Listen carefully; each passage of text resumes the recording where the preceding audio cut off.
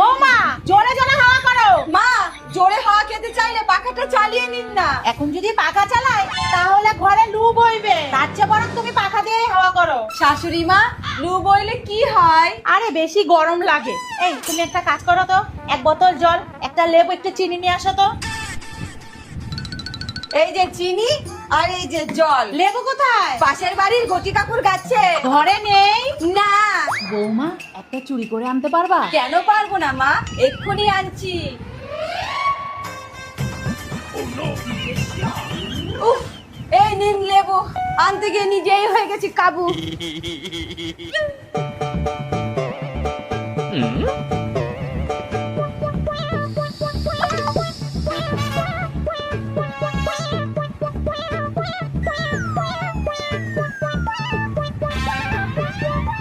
নাও এক গ্লাস গলায় ঢেলে নাও, দেখবা পুরো শরীর ঠান্ডা হয়ে গেছে।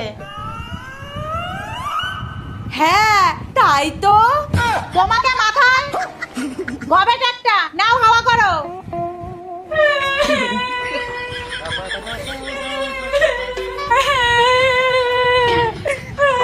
তোমার মাকে একটা কুলার কিনে দিতে পারো না?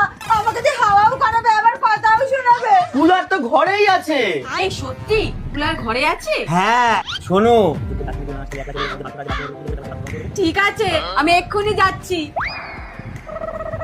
মা, আমি আপনার কুলারের ব্যবস্থা করেছি, দাঁড়ান।